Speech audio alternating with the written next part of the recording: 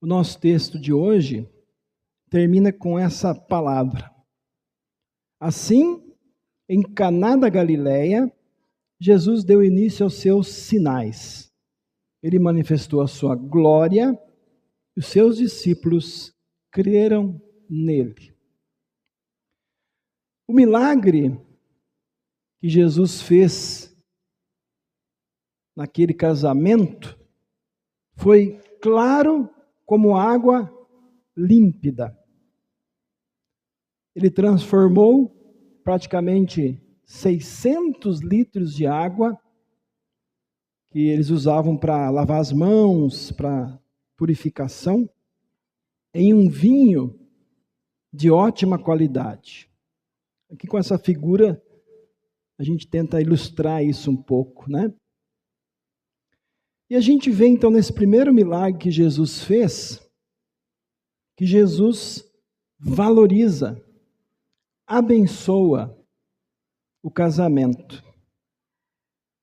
Ele se alegra numa festa bem humana. E mesmo sendo Deus, ele vai lá e, vamos dizer assim, que ele dá um presente para aqueles noivos fazendo esse milagre, não deixando faltar o vinho.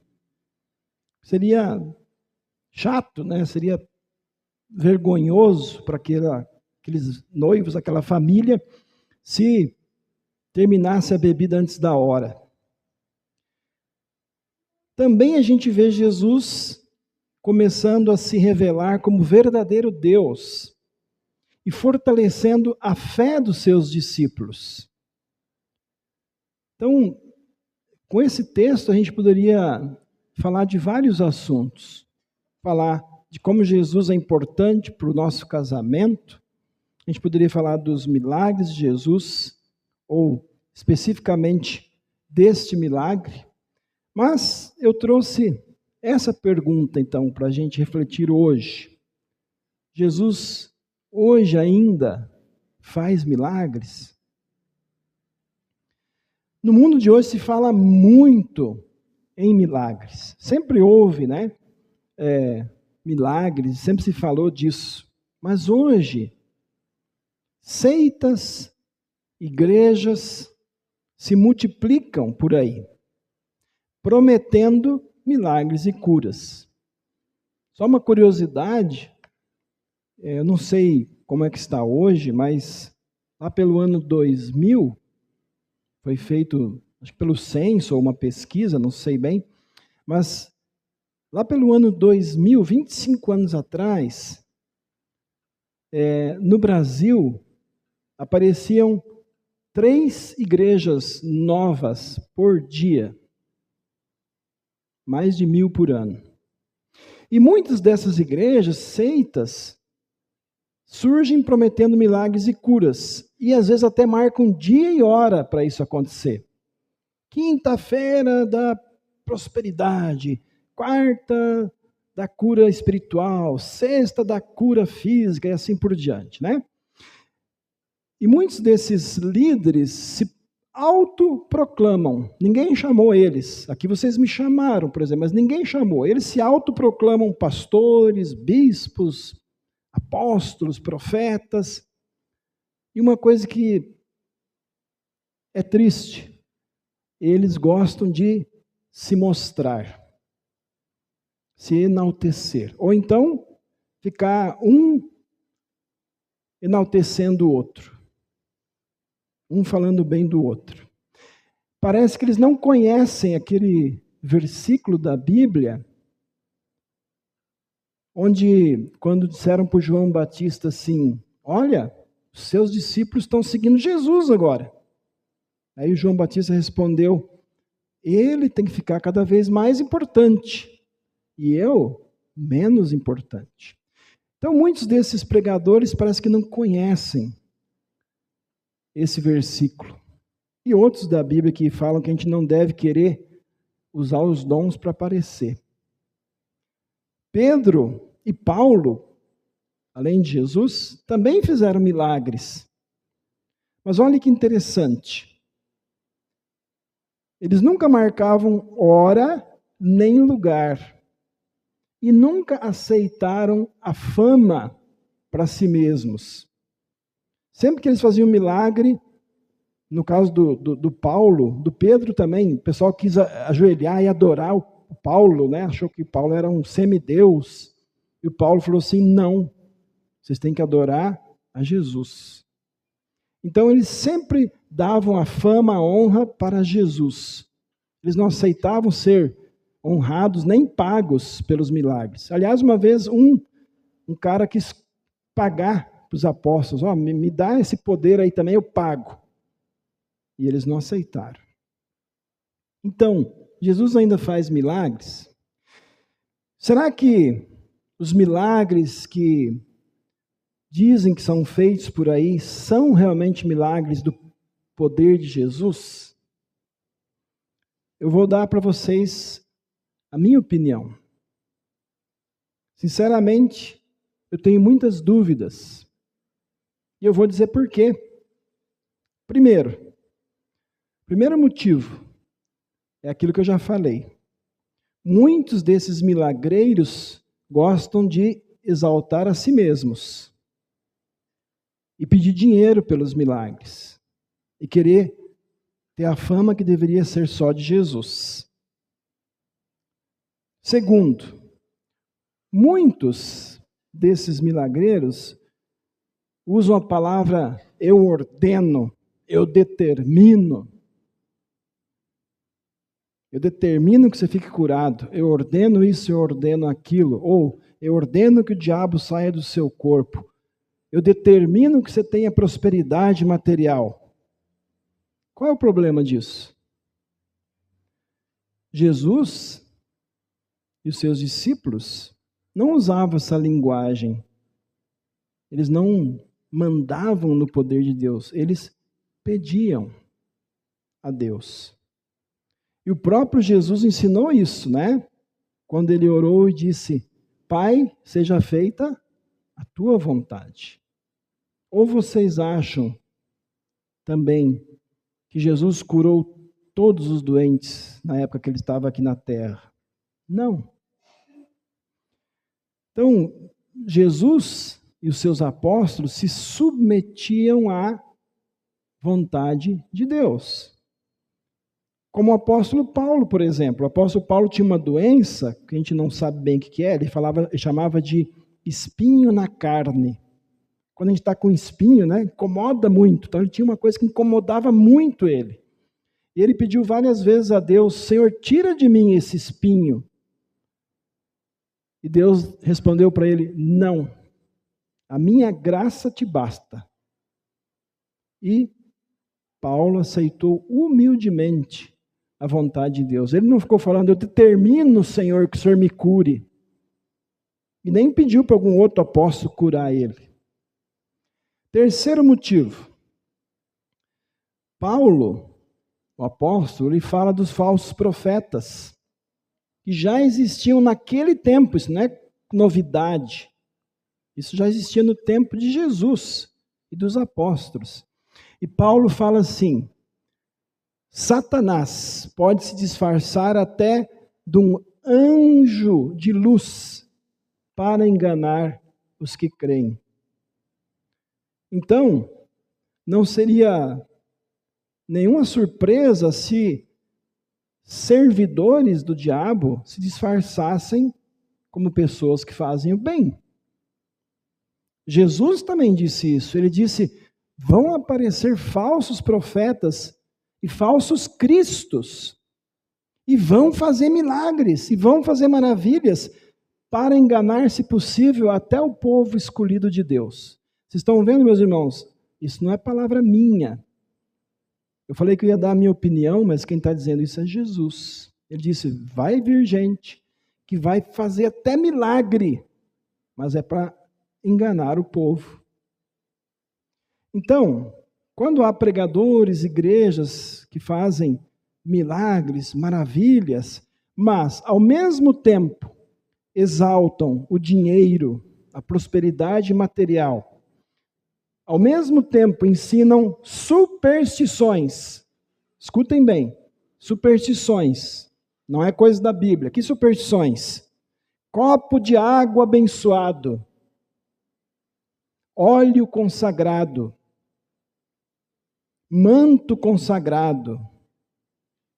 Não sei se a Neide lembra, uma vez nós fomos numa igreja lá, nos convidaram para fazer uma visita, daí botaram um pano lá na frente, todo mundo tinha que passar e botar a mão naquele pano consagrado. Nós ficamos sentados lá, segurando para não dar risada. Porque onde é que está isso na Bíblia? Enfim, quando essas pessoas dizem que fazem milagres, mas tudo que acontece na vida da gente, eles falam que é culpa do diabo. Desde uma dorzinha de cabeça, até um negócio que não deu certo, uma crise financeira, tudo para eles é um demônio que você tem ou é obra do diabo. E eles esquecem de dizer o que a Bíblia diz, que na verdade, a dor de cabeça, as doenças, os maus negócios, a crise financeira, são consequências do pecado que existe em vocês e em mim, que existe no mundo, em todas as pessoas. E deixam de dizer também que cada pessoa é culpada diante de Deus. Quando você fala assim que tudo é culpa do diabo, você está tirando a culpa de você mesmo. Não. Nós somos culpados diante de Deus. Claro que o diabo daí vai também nos tentar, né? Então, quando as pessoas, né, dizem que fazem milagre, mas ensinam superstições, só falam em dinheiro e prosperidade material. Falam só, às vezes, no culto, falam mais do diabo do que de Jesus. Então, alguma coisa aí não está certa. E aí, temos que lembrar o que Jesus disse. Tomem cuidado para que ninguém engane vocês. Vamos voltar para a pergunta. Jesus ainda faz milagres? Jesus, sim, pode estar atuando através dessas pessoas. Mas, quem decide isso é Deus. Lembra da leitura de hoje? Paulo disse, o Espírito Santo dá um dom diferente a cada pessoa, conforme Ele quer. Ou seja, a decisão de Deus curar alguém através de um pastor ou de um cristão, dar ou não bênçãos materiais, sempre é de Deus. A decisão de onde, como, através de quem Deus vai fazer o milagre, sempre é de Deus. Lembra que eu falei, se vocês olharem nos evangelhos, vocês nunca vão ver Jesus dizendo, olha, domingo eu vou estar lá no pátio do templo para uma sessão de milagres. Ele nunca disse isso. Os apóstolos nunca marcaram hora e lugar para fazer milagres. Então, qual é a resposta para essa pergunta? A resposta é sim. Jesus faz milagres. Muito mais do que a gente pode perceber, meus irmãos. E sabe que os principais milagres que Jesus faz são invisíveis aos nossos olhos. E por isso Jesus diz, bem-aventurados ou felizes os que não viram e mesmo assim creram. Os milagres mais importantes de Jesus geralmente não aparecem nos programas de TV, nos cultos de certas seitas. E por quê? Porque os maiores milagres de Jesus não chamam atenção, não dão audiência, não rendem dízimos para enriquecer algumas pessoas. Vocês sabem que milagres são esses? Eu sei que vocês sabem, mas eu vou lembrar eles agora. Primeiro, e o mais importante, o maior milagre que Jesus fez na sua vida, na minha, e faz na vida das pessoas, se chama salvação. Quando um pecador ouve a palavra de Deus, e é guiado pelo Espírito Santo, se arrepende e crê em Jesus como seu Salvador, acontece o maior milagre na vida de alguém. É ser levado das trevas, do pecado, da morte eterna, para a maravilhosa luz da salvação, salvação eterna que Jesus conquistou lá na cruz. Ou então, quando uma criança é batizada, ali o Espírito Santo realiza um milagre, através de uma coisa tão simples, que todo mundo tem em casa, água. Ali o Espírito Santo faz o milagre de colocar a fé no coração de qualquer criança de qualquer idade, com a palavra dele ligada à água. E, eu vou dizer aqui, abrir um parênteses, né? Tem gente que diz assim, a igreja luterana não tem o Espírito Santo. Porque aqui a gente não pula, não chora, né? Não rodopia, etc. Mas, ora, geralmente os que falam isso são os que não batizam crianças. Quem tem que ter mais fé? Você tem que ter fé de que Jesus está dando a fé, né, pelo batismo para aquela criança. Ali, ela está ganhando a vida nova. Então, o maior milagre que Jesus faz hoje é dar para nós a salvação. E aí vem o segundo. O segundo grande milagre é Deus alimentar a fé que a gente recebeu. Quando Deus dá a fé para a gente, Deus não abandona a gente. Ele não diz assim, agora vocês se virem para alimentar essa fé. Dê um jeito. Não. Cada vez que a gente ouve e estuda a palavra de Deus, cada vez que a gente recebe com arrependimento, confiança e fé o corpo e sangue de Jesus na Santa Ceia, ali está acontecendo o milagre de a nossa fé ser fortalecida. A nossa fé está sendo alimentada. E estamos sendo alimentados para crescimento do nosso amor cristão, crescimento nos frutos da fé e crescimento naqueles dons que a gente ouviu hoje o apóstolo Paulo falar. Terceiro, Jesus faz outro milagre que está ligado aos dois primeiros, né?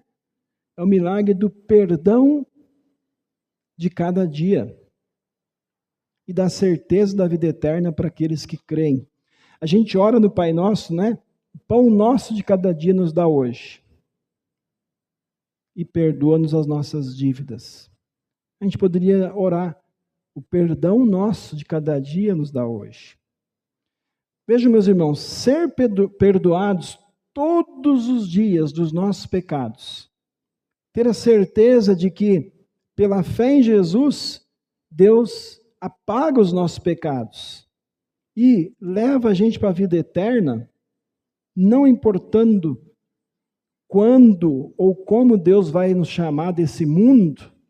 Isso é um milagre maravilhoso. Você poder ir dormir hoje na certeza de que você foi perdoado. E se Deus chamar você essa noite, você estará com Ele no céu.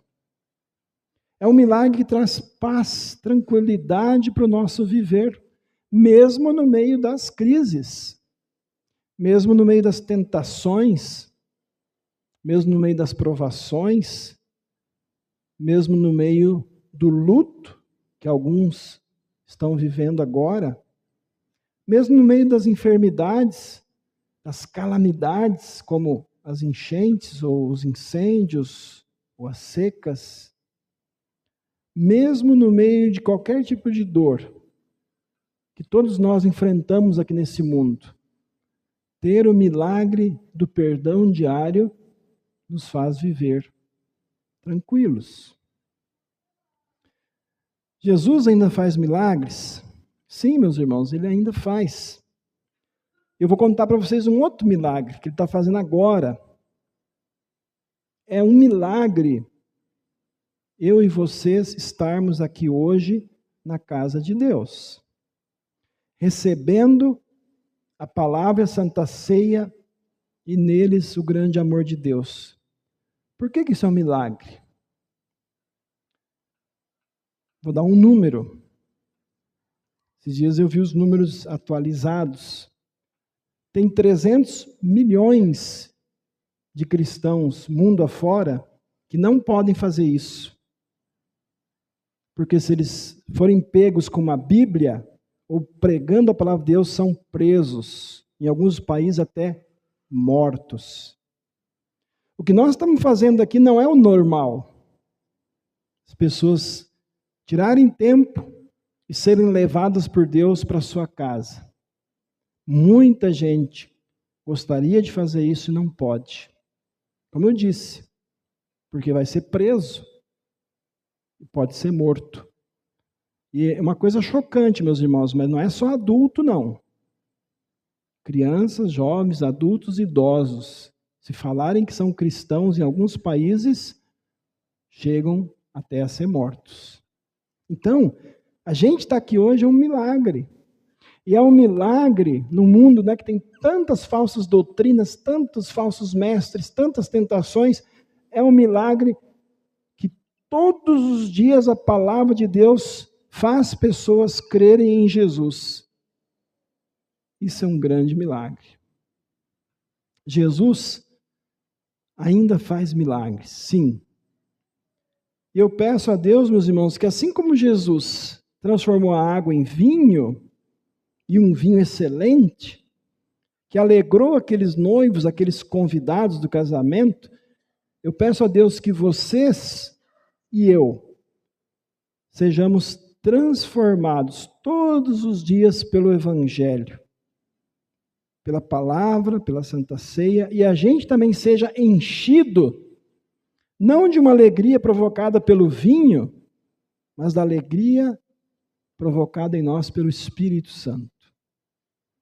Como diz o apóstolo Paulo, o Espírito Santo dá a cada um algum dom para o bem de todos. E assim Jesus vai fazer, meus irmãos, através de vocês, através de nós, o maior milagre que existe. É levar o seu amor salvador a muitas pessoas. Vocês sabem quantas pessoas no mundo ainda não creem em Jesus? Mais ou menos 5 bilhões e meio. Tem 2 bilhões e meio que são cristãos. 5 bilhões e meio, mais ou menos, não creem em Jesus. Então tem muita gente que precisa conhecer a palavra de Deus, conhecer o Evangelho. Então, Deus quer usar a gente, meus irmãos, para a gente orar e compartilhar Jesus com todos. Para que mais pessoas possam entrar um dia na festa de casamento que vai ter lá no céu. É o banquete da salvação de Jesus. Jesus ainda faz milagres? Sim.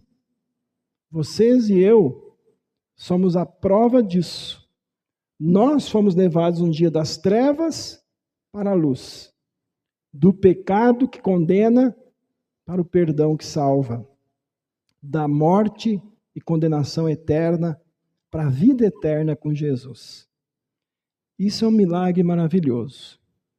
Isso é um milagre que Deus quer continuar fazendo na nossa vida e através de nós, quando a gente leva o Evangelho para as pessoas, na vida de muita gente. Que Deus nos abençoe, nos faça levar o milagre da salvação a muita gente. Amém.